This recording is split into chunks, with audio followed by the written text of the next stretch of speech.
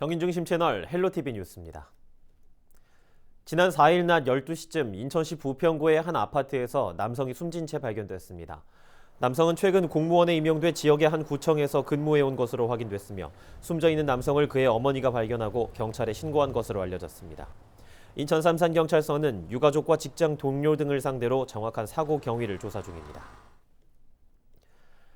부천의 한 공사장에서 용접 작업 중 불이 나 50대 근로자가 크게 다쳤습니다. 부천소방서는 4일 낮 12시 50분쯤 부천 소사본동의 한 공동주택 공사장에서 불이 나 현장에 출동해 30분 만에 불을 껐습니다.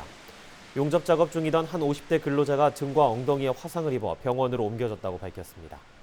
소방당국은 화재 당시 근로자 A씨가 자체 진화에 나섰다가 불이 바지에 옮겨붙어 중상을 입은 것으로 보고 있으며 정확한 화재 원인과 피해 규모를 조사하고 있습니다.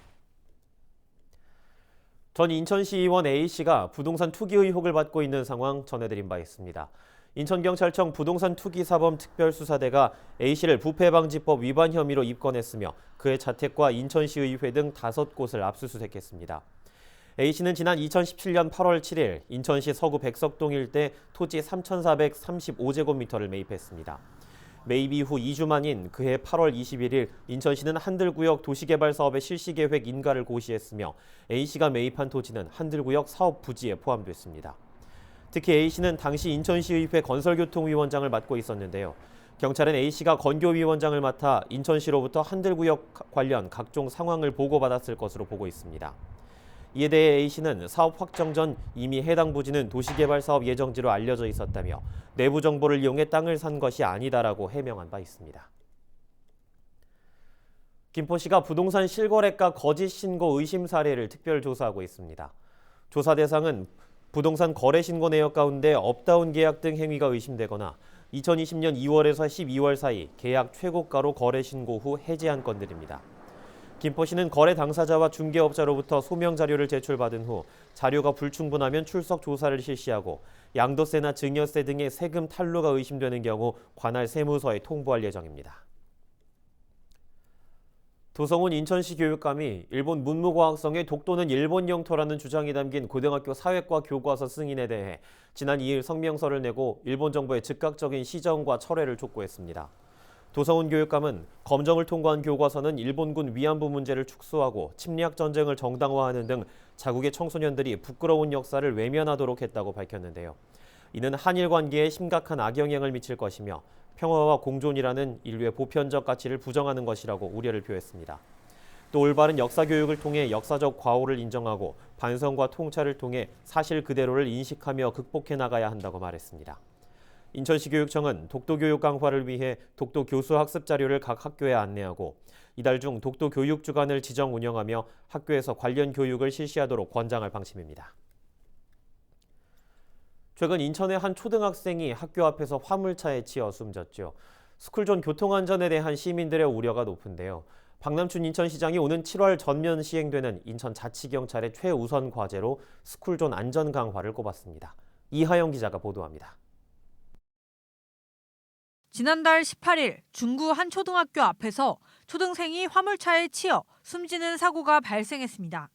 가해자가 2차로에서 불법 우회전을 하다가 발생한 사고로 화물차가 자주 다니는 도로에 반해 스쿨존 시설물 정비가 미흡했던 터라 예견된 사고였다는 지적이 나옵니다. 박남춘 인천시장은 지난 1일 열린 4월 실국장 회의에서 더 이상 스쿨존에서 사고가 발생하지 않도록 대책을 마련하라고 주문했습니다. 기관 간 협업을 통해서 스쿨존 안전 강화 방안 마련에 대해서 더욱 속도를 내주기 바랍니다. 박 시장은 오는 7월부터 시행되는 자치경찰제에 스쿨존 안전 강화 방안 마련을 최우선 과제로 뽑았습니다. 자치경찰제는 경찰의 주요 업무 중 주민 생활과 밀접한 교통, 여성 청소년, 생활 안전 등을 지자체가 지휘 감독하는 제도입니다. 기존엔 경찰이 지자체와 협의해 시설 개선 등과 관련한 업무를 처리했다면 앞으로는 자치경찰위원회가 관리하게 되면서 시설 개선과 업무 처리에 속도가 붙을 것이란 전망입니다. 자치경찰제의 첫 성과가 될 수 있도록 지금부터라도 함께 협업을 통해서 최선의 방안을 좀 마련해 주셨으면 좋겠어요. 박 시장은 학교 앞 안전 환경 정비와 스쿨존과 관련해 아이들 안전에 최우선을 두고 과감히 조치할 것을 당부했습니다. 인천시는 지역 스쿨존 전역에 대한 전수조사를 시행하기로 하고 이에 대한 행정적, 재정적 지원을 아끼지 않을 것이라고 밝혔습니다. NIB 뉴스 이하영입니다. 부천시가 오정동의 군부대를 부평구 일신동으로 이전하는 계획을 추진 중이죠. 사업을 위한 주민설명회가 일신동 행정복지센터에서 열렸는데요. 예상했던 대로 주민들은 사업을 강하게 반대했습니다. 부평구 의회도 군부대 이전 반대 결의안을 채택하면서 주민들에게 힘을 보탰습니다. 이재필 기자가 보도합니다. 부천 오정동의 군부대를 부평구 일신동과 부계동 일대로 이전하려는 부천시. 주민 설명회에 참석한 부평 지역 주민들은 부대 이전 반대 입장을 분명히 했습니다.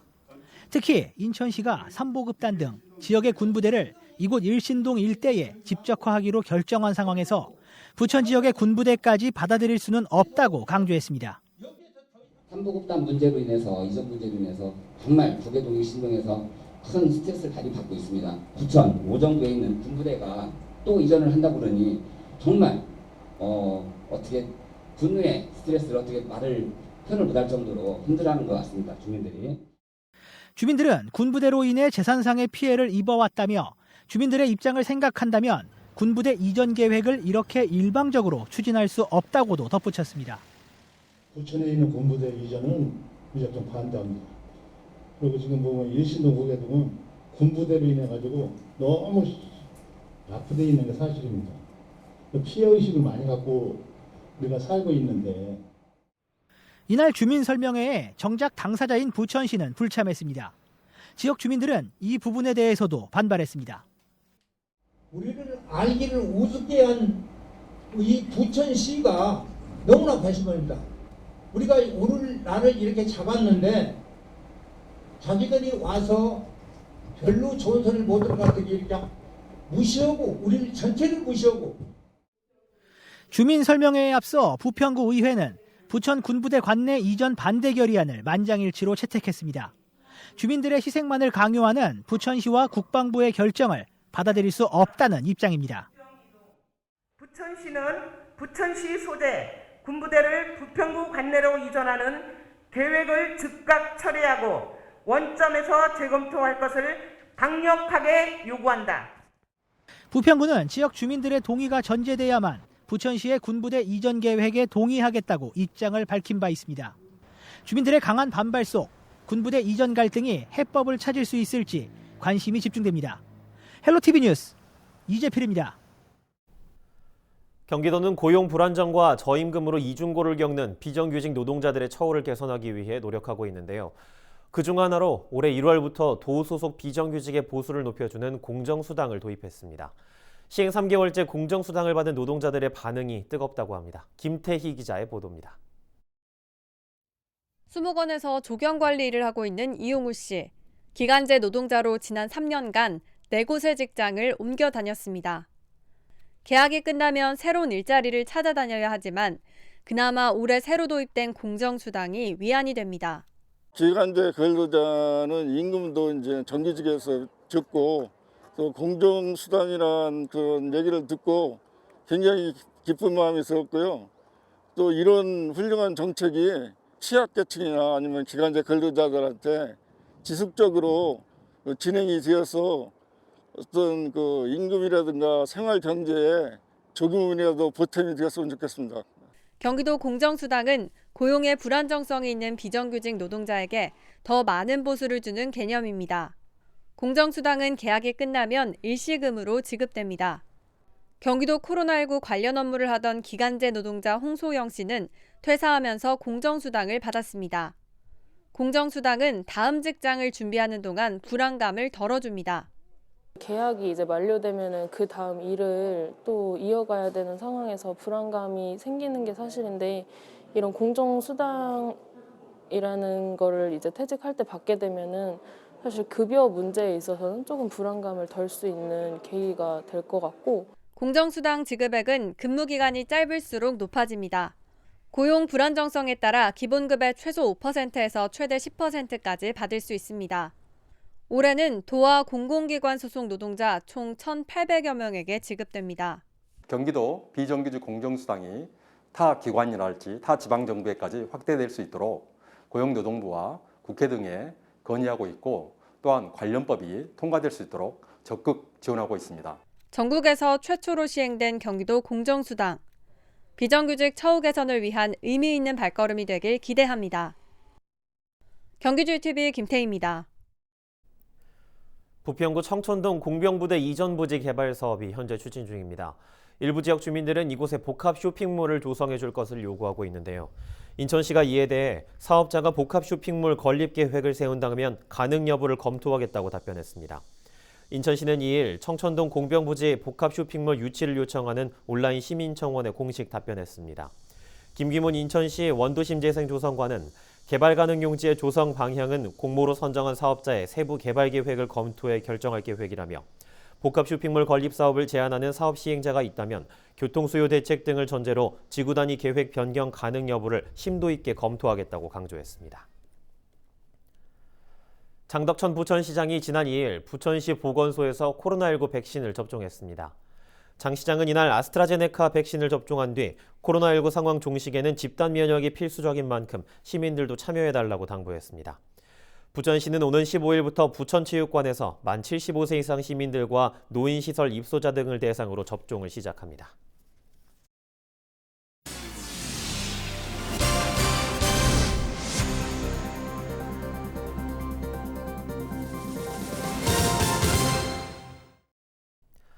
벚꽃 개화 시기를 맞아 계양구 서부간 선수로 벚꽃길을 찾는 주민들이 늘었는데요. 계양구가 코로나19 예방을 위해 오는 11일까지 주말 동안 벚꽃길 방역 부스를 운영합니다. 방역 부스는 서부간 선수로 벚꽃길 주요 지점 4곳에서 운영되는데요. 계양구는 방역 부스에 손 소독제를 비치하고 방문자들에게 코로나19 예방 수칙을 안내할 계획입니다. 또 마스크를 착용하지 않은 방문자들에게는 마스크를 배부하고 구민들을 대상으로 벚꽃길 방문 자제를 홍보할 예정입니다. 부평구가 식목일을 맞아 주민들과 함께 나무 심기 행사를 열었습니다. 주민들은 삼산동의 녹지에 꽃 복숭아와 산수유 등 나무 400여 주를 심었는데요. 주민들은 나무를 심은 장소가 주민들의 휴식 공간으로 거듭나길 희망했습니다. 차준택 부평구청장은 도시가 숨쉬는 부평이 되도록 노력하겠다고 말했습니다. 부천소방서가 경기도 소방재난본부 주관 2020년 소방시책 종합평가에서 장려상을 받았습니다. 경기도 소방재난본부는 소방서비스 향상을 위해 매년 도내 35개 소방서를 대상으로 1년간의 소방시책을 6개 분야로 나누어 평가하고 있는데요. 부천소방서는 A그룹에서 장려 관서로 선정돼 기관 표창과 포상금을 받았습니다. 이정식 부천소방서장은 국가직 전환 1년을 맞아 시민 모두가 웃음짓는 안전한 부천을 만들기 위해 최선을 다하겠다고 말했습니다.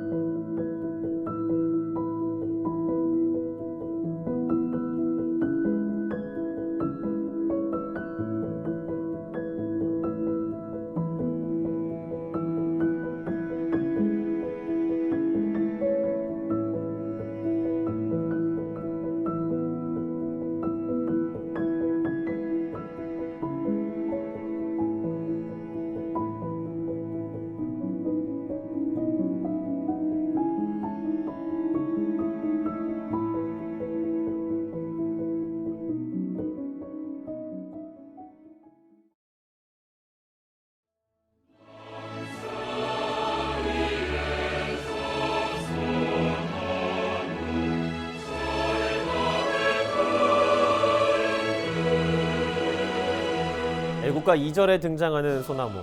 전국 어디를 가든 사계절 푸른 잎을 뽐내는 친숙하면서도 위험 있는 나무죠.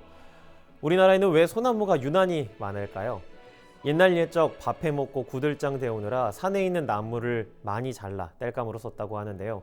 또 퇴비를 만드느라 화렵수를 많이 베었다고 합니다. 그렇게 산림이 훼손되다 보니 척박한 토양에서도 살아갈 수 있는 소나무 숲이 무성해졌다고 하는군요. 소나무 숲은 우리 농경 문화가 변모시킨 국토의 또 다른 얼굴이라는 사실, 산림청 홈페이지에서 배운 지식이었습니다. 식목일을 맞아 묘목 한 그루 심어보면 어떨까요? 이상 뉴스를 마칩니다. 시청해주신 여러분 고맙습니다.